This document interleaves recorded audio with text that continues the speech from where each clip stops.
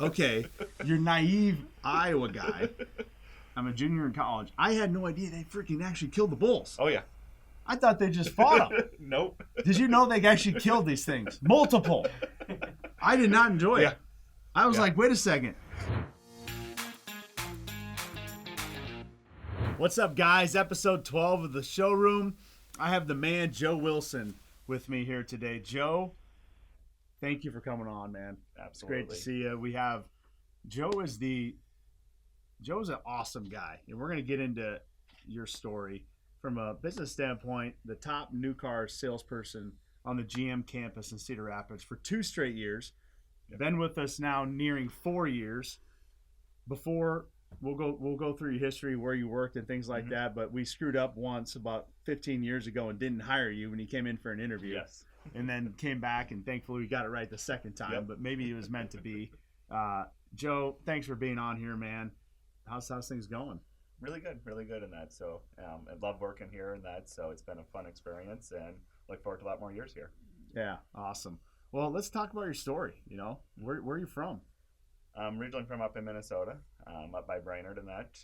Parents brought us down here when we were in high school. So I've been in Iowa since '94, and that's so worked management for fast food and gas station, and led me to come to here after wanting to make a big change and get out of the industry of that. Because you were at Casey's, right? You were managing the Casey's in Lisbon. Yep. For 14 years, yep. In fact, we had a customer, Rad Alger, was in the other day, and he's yes. like, Joe Wilson, I didn't know that you worked here. Rad's a great customer. Oh, yes. The whole Alger family is awesome. And so how long were you at Casey's at that location? At that location, 14 years. You were a manager at that Casey's in Lisbon. Where's that at? Right by Mount Vernon, okay. Off of Highway 30 there.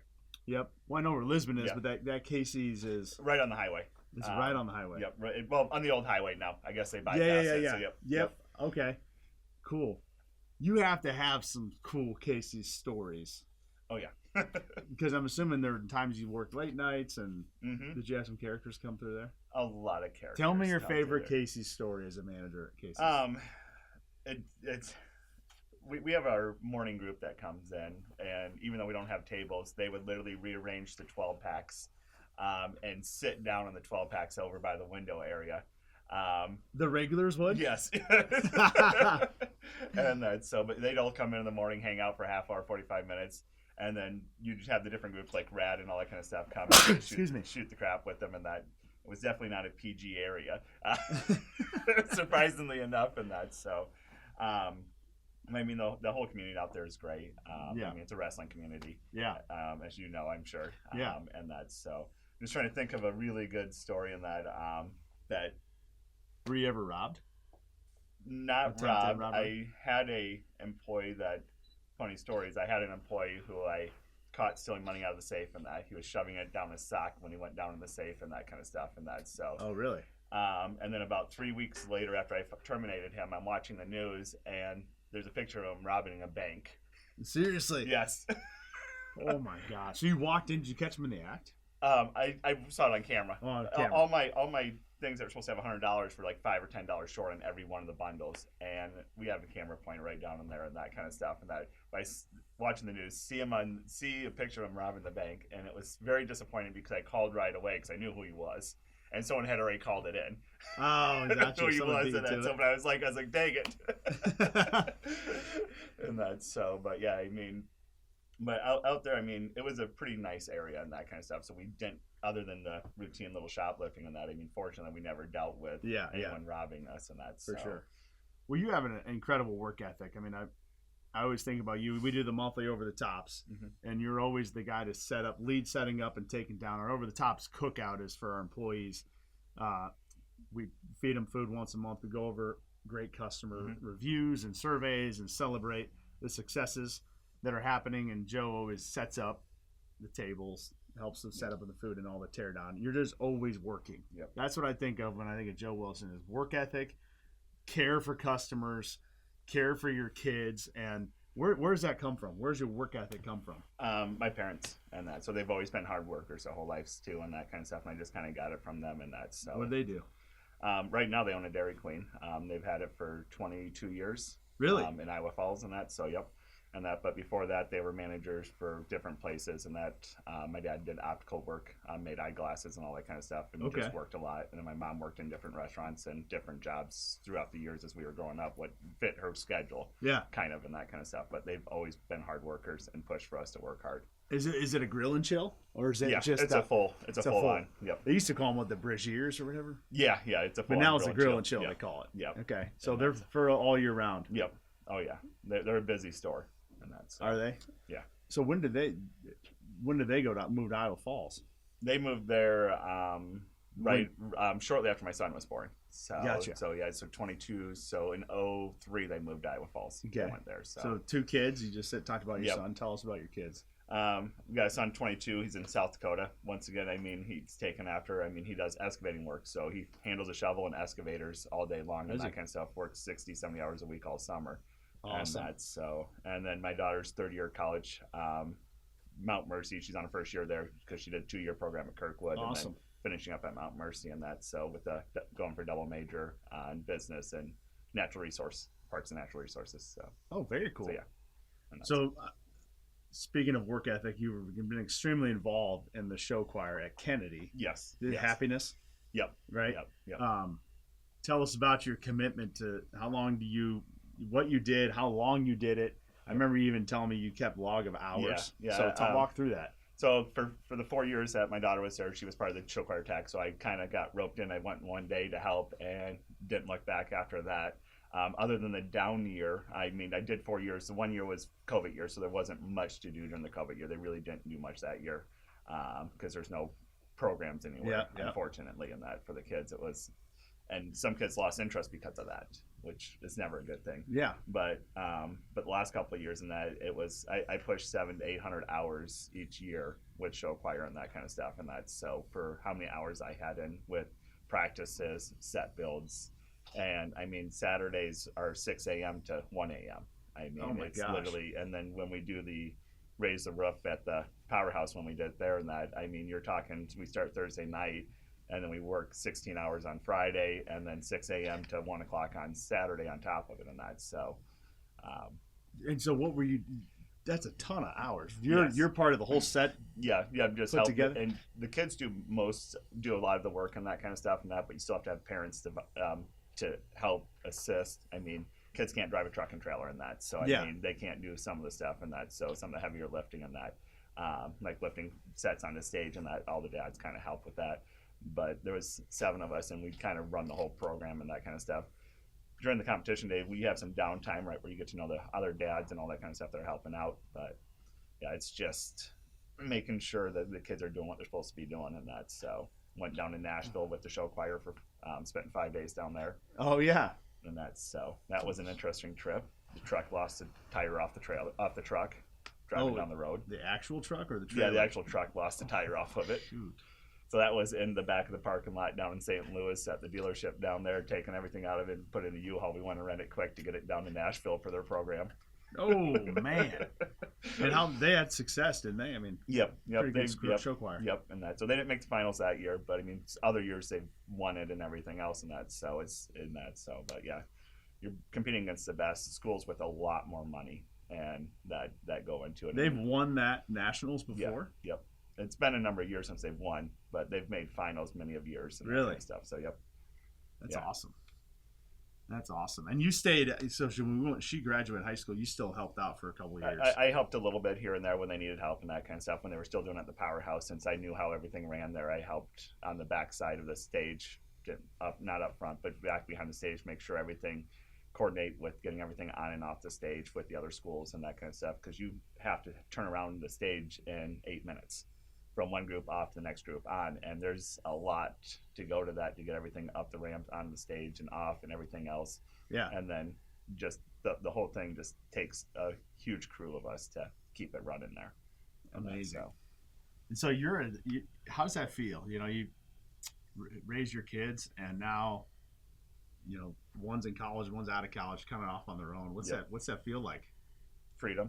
With the kids being out, it allows me to travel a lot more in that. So yeah, and to be proud of them for what they're accomplishing in that. So my daughter's on pace right now, should easily graduate with 0 debt from college. So off Unbelievable. of her academics. She got enough scholarships to cover her whole college. So Wow. yeah. I bet you're proud. Oh yeah. It's amazing. So travel. You taught. What do you do? What do you like to do for travel? Go to different areas. During the winter, I like to go south at least 1 week. I like Phoenix. Florida's really nice to go visit. I went to Myrtle Beach for the first time last fall, and that's so. I hit Vegas twice a year usually, and that's so catch a couple shows every time I'm there. Do a little bit of gambling and that, so and just enjoy getting away from Iowa. Yeah. And that's so. What shows? I mean, do you have a preference on the shows? You like music or magic? Some of the comedy have been the best. Comedy, good. And that so Terry Fader is phenomenal. Oh yeah. And that's so. But yeah. Terry Fader is the Yep. is the what do you call it? Puppet and Yep. ventriloquist, and he can also sing too. So I mean, sure. He can do like 19 different voices for singing. So I mean, it's just insane on what he can do, and that so. But it's a good time. And you skydove recently. Yes, yeah? yes, that was that the first time? Yes, it was kind of a half a joke mentioned to my daughter and her friend that were going on vacation with me. When we were trying to decide what to do, I was like, "Oh, look, skydiving," and they both said, "Let's do it." And 3 weeks later, was jumping out of a plane. Good for you. Look, you're a good dad. So they did it too, huh? Yep, they did it too, and that because you just had to be 18 to skydive, and they were both 18, so it worked out perfect. I think that's a cool place to skydive. Vegas, wasn't it? No, that was Phoenix actually. Oh, that was in Phoenix. That was in Phoenix. Yep. Still, I mean, Yep, and that's always an absolute blast to go jump out of the plane there and just see the view. And just because we don't care about superstition, we did on Friday the 13th also. Did you really? Yes. I wouldn't be doing that. No way. And that's so everyone thought we were crazy for doing it, but we didn't tell a lot of people ahead of time. Good for you. All right, so Vegas, right? You like to gamble. Mm-hmm. You have a cool process, and I'd like you to unpack what you do with gambling. I bet small. You don't have to bet big to win, and that's so. If you bet big, you're going to lose quick usually. You have much more opportunity spending small. And I just picked ones that have like the progressive jackpots and that they have because you can win those on the small bets usually on most of the machines and that. So you can bet 50 cents and win $15,000. I mean, so you don't have to bet big. And okay, so all right. So it sounds great in theory, but you actually have like a system and I just play. You track. Yeah. Don't you track on a spreadsheet? Yeah. Well, the casino gives out your win-loss at the end of the year, so you can make sure you're ahead and that kind of stuff. So I just kind of follow that to make sure, as long as it's showing me a little bit ahead in the win column, it's a fun time to go do, and never bring more than what I can afford to not come home with, and that's so. And that's what's the most you've ever won on a jackpot? 21,000. 21 grand? Yeah. How much was the bet? $2.50. $2.50 bet. Yep, I was on my birthday, went there at 11 o'clock in the morning because I have Tuesdays off. It worked out perfect. And put a $100 bill in the machine. I was 8 spins in on it when I hit it, when I first walked in the door. Okay, so you win $21,000. I don't know what happens. What happens? Are they giving you cash? If I want cash, yes. They will give you cash for it all if you want cash. So what'd you take? I took a check. I didn't take out taxes and took a check for all but like $1,000 of it. That makes sense. The people that take the cash then put it all back in the machine usually. They'll go replay people will it, win 21 grand and put it back in the machine. Yeah. You'll see it all the time. If you sit there and watch people down there, they'll win $5, $6, $8, $10,000, and you'll watch them literally pump hundreds into the machine. What? Oh yeah, because they just start betting $25, $50 a spin. They can, and they'll just pump it all through. It's amazing to watch how people do that. Yeah. But in your case, you won. I said, I'm out. I'm good. I took a check, and then I played for another 10 hours on the $200 I went there with. So I didn't. Oh, you had the $200 that you went there with, and I enjoyed the rest of the day. Still kept playing the rest of the day. Yeah, I mean, I was up over another $4,000 by the time I left there off of that $200. But I was like, I went there with $200. I'm going to play. I'm not going to leave after 10 minutes. But that's why you take a check, and then guess what? You can't. You got to leave at some point. If you run out, you got to leave. So when you walk in, it's just a feel thing. Like I'm feeling that machine. I something's calling me to that machine. Or you? I look which ones have the higher progressives on it. Okay. So I know like the progressives on that one started at 10 grand. It was at $21,000 for the progressive jackpot. So explain the progressive jackpot. So the progressive is right where like the mega or grand, and that you have to just like fill a screen, or otherwise on the one I was, it needed a mega ball, but if you fill a screen with like all the different numbers on it, you win the grand jackpot. So that's just a thing that every spin money goes into the progressive jackpots. And Gotcha. based on typically, if it starts at 10,000, I mean, it could hit at $10,050. But if it starts at 10,000, it's in the 20s. I mean, odds are it's going to be hitting sooner than later. I see. That's so. So you're looking for the big dollars. Yep. And is that just displayed at the top of the right slot at the top machine? And that. So I'm not trying to promote people on gambling. I just am fascinated by this. But yeah, and that. So I mean, just the other day I was down there and that betting 50 cents and hit $1,000. I mean, off a 50-cent bet, and that's so. I mean, so because everyone thinks you got to bet big to win. You don't. And that's so. Even on the table games, I bet the minimum on the table games. You don't have to bet huge. I play for progressives on there again. So if you can play more hands, you have better odds of winning it. And so when you go to tables, what are you playing usually? Texas Hold'em. Oh, are you? And a little bit of Pai Gow, and that's so. But yeah, the progressive on that one's up by almost 700,000. So. And so the Texas Hold'em, you're playing with the dealer, with the progressive, not in the back room. No, I don't play in the back room hardly ever. I've done that once, and I did that. So I went to Iowa, and we used to go play limit Hold'em. Yep. Oh yeah. Which it sounds like a good idea, but it's also dumb because that means that people have less on the table to just continue to stay in the game. They could just have crap hands and they'll stay in the game because there's limit. It was like 3-6 limit. I think we'd play. Yeah. Me and my buddies, and we're playing with guys that are in there regularly. It was fun. You get to know people, and we do it once a month or something. But but the people with the 3-4 in their hands going to stay into the end, whereas they might get out earlier, but then they hit at the end and you lose to them when they would have never been there otherwise. Yeah, exactly. But that's fun, just being down there at the casino. Like you feel like, oh my god, I'm like actually at a poker table. I'm happy anytime I walk in there and walk out with money I went with. It was a fun time. I got to go out and enjoy, and then if I walk out with money, I can go back again that month. I mean, I go once a month usually, unless I'm winning, and that's so. And that, it's amazing on how many people don't go every day. Is that right? Oh yeah, that's too bad though. Well, okay. So, what? I mean, have you kept track of your lifetime earnings? I mean, are you in the black? Are you positive? I am positive. Yes. Due to between 21 and 22, I'm way in the positive, and that's so. Between those 2 years, I was alone in the positive, about 80 grand between those 2 years in the positive. Oh, really? Yeah. This is dang. Yeah. And so this is right where it's confused. I mean, I had $100,000 in hand pay each year. You what? Had $100,000 in hand pay, so jackpot's over $1,200 each year. I had $100,000, but at the brass tacks at the end of the year, I was net about 40 grand each year out of that. And wow. So you got playbacks and all that kind of stuff. But I can go in there with $200 and play $100,000 to slot machines if you keep winning, because you keep playing the same money over and over. So right. So yeah. You go up, down, up, down, up, down, and hopefully, wow. Yep. Is there a time of day thing too? I mean, is that real, or this is just for me after 11 p.m. Really? Our first thing, or in the morning, and that I do pretty good as well, and that's so. But yeah, after 11 p.m. at nights, and that's really why? Because everyone's fed the machines all night. They've played all night long, and that. I mean, if you walk in the casino at 5 to 9, 5 to 10 on Fridays and Saturday nights, it's packed. About 11 o'clock, it starts to empty out, but everyone's played the machines. They're feeding that progressive blackjack jackpot. Oh yeah, yep, and that's so. This is fascinating. Joe, wow. So have you been this year yet? It's January 31st today. Oh yeah, yeah. You've been? Yeah. Okay. Way too long in the one night. Went down with a few coworkers, a few people from down there in the building down there, and that's. Did you? Yeah, oh yeah. We rolled back in Cedar Rapids. It might have been about 4:00 in the morning when we rolled back in Cedar Rapids on Sunday morning.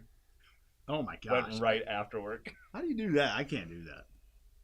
I guess when you're in the casino and you got there's no clocks. Yeah, the energy's rolling and there's no clocks there. So yep. Do they actually pump oxygen in casinos? I don't know if they do or not, but they're circulating system because they're smoking in the casino still. Yeah. But you can't hardly tell unless you're sitting next to a smoker. So they're just they just circulating that air so much through the system, and that so whether they're pumping oxygen or not, just because they're keeping that air refreshed to their intake system, and that is just insane on it. So it you don't get tired there. Gosh, that's fascinating, Joe. Yeah. How is that translated to help you at all in the car business? I mean, dealing with people I don't know if there would be any correlation there or not, but how have you thought about that? Or I mean, when you're down there, you do talk to everyone around you. I mean, oh, sure. So I mean, and I'm a people person. I like to think of that and that. So I mean, working at the gas station, I mean, I knew everyone in town pretty much and that kind of stuff. You talk to everyone. I mean, it's just, I mean, and so I'm sitting down next to someone, and you just naturally end up talking to the person next to you. So I've actually sold a few people from the casino that I've met down there. Sure. Vehicles and after the fact. So, and that because we talk about what you do and all that kind of stuff and that. So, worst part is that's when you stay at a machine too long, so you start talking to someone sometimes. So 4 years in this April will be 4 years. Got into a new business, later in your professional career, if you will, or more middle, I guess. Tell me about what's been really fun for you in this business, or what has surprised you. Maybe we'll start there. The people I work with, in a way. I mean, I've bought cars. You hear stories and all that kind of stuff, and that so. Everyone that I work with is great. I mean, there isn't anyone that I pick out that I don't enjoy working with down there. I mean, you just don't go in a place and expect to like everyone and get along with everyone really well, and that so, and the other surprise is people stay.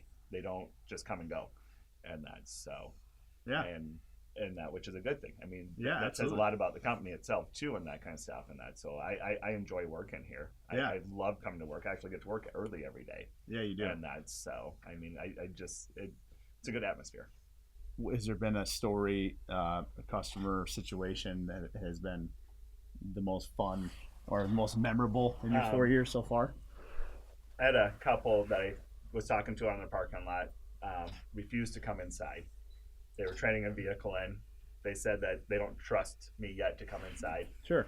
So I worked everything with them being outside, got their trade appraisal done. They left at that point, and I talked everything over the phone with them. They came back, bought the truck, have bought 3 other cars from me after that fact. Really? They do all their service with us now. But they come in from service, and when they come into service, they just come and sit with me now. Oh, that's cool. They were buying at the point they were buying a car that one of our technicians had got rid of it and that kind of stuff.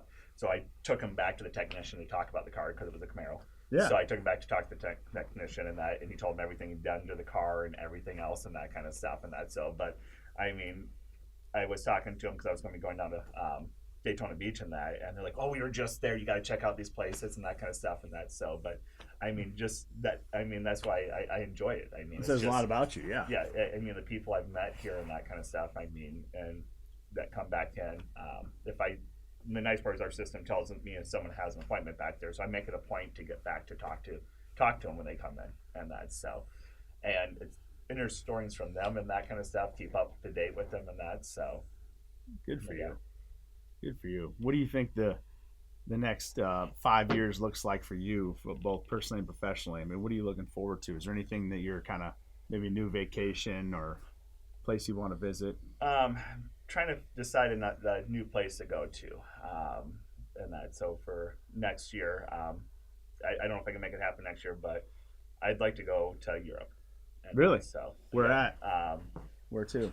If I do Europe, it's going to be a couple weeks because I mean I want to do a little tour. Rome, Italy, and kind of see a bigger chunk of it. And I can't go there for just a week. If I'm going to go there, it's going to be for a couple weeks to see enough at one time, and that because it could be once in a lifetime type chance to go there. Agreed. If you go there for a week, I'm going to miss out on stuff I might have wanted to do. So. Yep. Okay, so you said Rome. Yep. Where else? Is top of your list? Which I've been to Rome. I'd recommend it 100%. Just kind of go out from there into Europe and that. And if I went anywhere else, I've always wanted to go to like Australia. Yeah. And that. So, but I don't know if I'll make that one ever. But and that because Rome is kind of above that level. So when I was a junior in college, I was able to go. My cousin Murphy was studying abroad in Bilbao, Spain. Yep. Okay. He spent his second semester of junior year in Bilbao, Spain.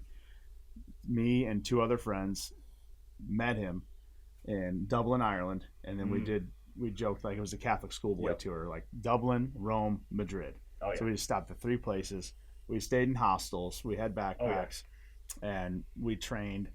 We actually there's Ryanair over there, which is like extremely inexpensive. Oh yeah. Commercial airlines where they have like you don't have an assigned seat. At least they didn't back then. Yeah, you just jump on it. Yeah, you buy it. Did you ever been on Ryanair? You get on a plane and you just it's first come first serve where you get to sit, right? So I never had experienced that. I was like, wow, this is crazy, and the pricing is like really reasonable. Yeah. But anyway, we stop in Dublin in the first place, and have you ever stayed in a hostel? No. It's an experience, man. Yeah, they're just a bunch of beds in an area and that kind of stuff. Yeah. Typically, yeah.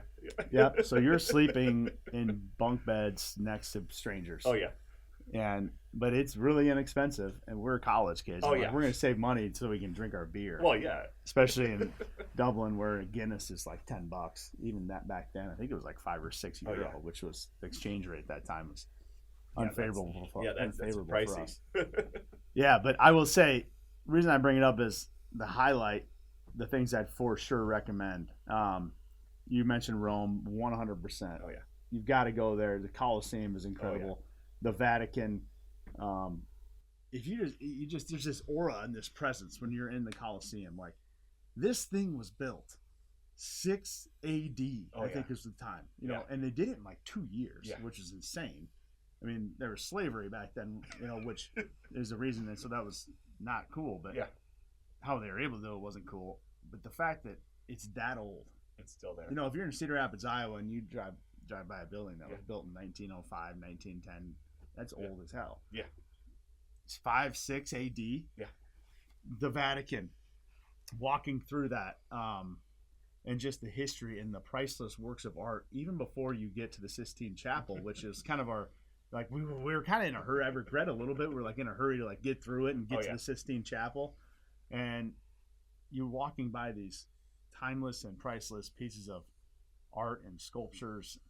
I mean, it is incredible. It's just absolutely incredible. And we caught when we went to Madrid. We actually we bartered with a scalper to get into a friendly between Real Madrid and Manchester United. Okay. They were playing, and it was like we had happenstance they were there, and David Beckham was still on Man U at the time. And so we actually, it wasn't until like halfway through the first half, the guy got down low enough to where we could afford it. Because he's like, well, I'm still standing here with my tickets, and it's almost halftime. So he's like, fine, here you go. And he finally came down to the price that we were offering him. The last row of the entire stadium, but just being in that atmosphere. This is a friendly. This is an exhibition game, and it was just insane. Yeah. It was really fun, and David Beckham actually scored a goal, which was cool. And then the third place, okay, so if you do get a chance to see a game like that, and then the third thing would be, I don't know if I'd recommend it, but we went to a bullfight in Madrid. Oh, yeah, that could be fun. Okay, you're naive Iowa guy. I'm a junior in college. I had no idea they freaking actually killed the bulls. Oh, yeah. I thought they just fought them. Nope. Did you know they actually killed these things? Multiple. I did not enjoy it. I was like, wait a second. So it was like they're in this arena, and you're talking kids all the ways up to grandparents. And like we're just like, oh cool, we're gonna watch a bullfighting, they're gonna mess around with the bulls.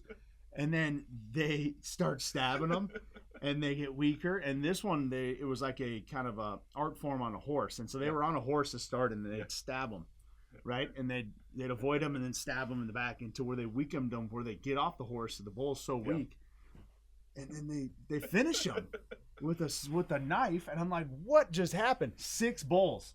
We watched perish that night, and I'm like, I don't enjoy this at all. Yeah. I'm not a fan of this. But to experience the tradition of the bullfight, and then like there is certainly an art to it, obviously, like how clean you are in the process. And the one guy, they actually carried out on their shoulders, like the fans, like he's walking out and they carry him out, and they're all cheering and excited. Like I was like, wow, I did not expect it. I guess I was surprised. Should have Googled it first. Yeah, exactly. I don't know what I was expecting. Like they're just laying them, and then they just all right, we're gonna leave now. But no, they end their lives. interesting experience. But yeah, so to get to the point, those three things stand out to me is the Coliseum for sure. Yeah. Got to see the Vatican and the bullfighting, and obviously the soccer thing would have to work out. But that was a fun experience for us. That's the other thing when I travel. I mean, if I can catch a sporting event in the area, even if it's a minor league baseball, there you go. Anything like that, I enjoy. I mean, I don't have to be a fan of the team to enjoy it. Yeah. Live sports, any type of live sports, I have found fun. And absolutely. So it keeps you busy. Are you an NFL guy? Are you a Vikings fan? Yeah, heck yeah, man. Being from Minnesota. Yeah. How you feeling about the Sam Darnold, JJ McCarthy decision? To me, it should be an easy one. It should be just McCarthy. Bring in a good backup quarterback, and so don't overpay for Darnold at this point. So yeah, and he showed a little. Last couple games hurt him. For the team, we don't want to overpay for someone right now. We need the money for other parts. That's right where we're at in the team, and that McCarthy will be a good quarterback, and I think we can bring in a good backup quarterback for a third of the money. So and have someone there if we do need it. Our team is quarterback friendly. You don't have to be a top tier quarterback to succeed in our team. So. Right. O'Connell's done an amazing job. I love him. Yeah. So my wife's, her family, her parents are from Minnesota, so our kids are huge Vikings fans. I didn't grow up a Vikings fan, but I adopted them. I like them. I love O'Connell. JJ, obviously. You got Hawkinson. He's having a nice career. I thought their defense showed a lot of promise. Yep. And so far, we might keep our coordinator too. Looks like it. He's done a really good job. He's done a really good job. We can have him for another year. I'll be happy with that. So. Yeah. Yep. No, that's fun, man.